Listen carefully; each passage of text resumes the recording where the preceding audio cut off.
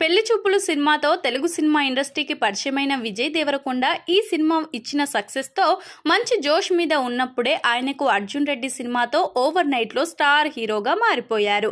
ఇక ఆ తర్వాత వచ్చిన వరుస సినిమాలతో కొంతవరకు డీలా పడిపోయినట్లుగా తెలుస్తుంది.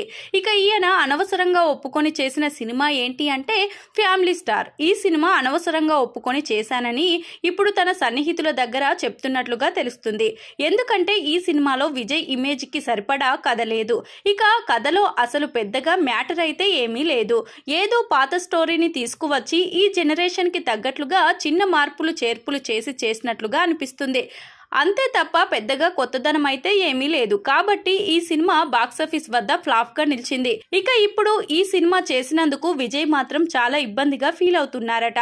అయితే గీతా గోవిందం లాంటి సూపర్ సక్సెస్ కాంబినేషన్ కాబట్టి విజయ్ ఈ సినిమాని ఓకే చేశాడు. కానీ లేకపోతే మాత్రం అసలు ఈ సినిమా చేసేవారు కాదేమో అంటూ మరికొంతమంది వాళ్ళ అభిప్రాయాలను తెలియజేస్తున్నారు.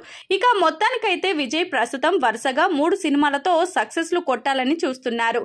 అందుకే ఈ 3 సినిమాలే అతని ఇండస్ట్రీలో స్టార్ హీరోగా మార్చే సినిమాలు అంటూ మరికొంతమంది ఆయన అభిమానులు కూడా వాళ్ళ అభిప్రాయాన్ని సోషల్ మీడియా వేదికగా తెలియజేస్తున్నారు.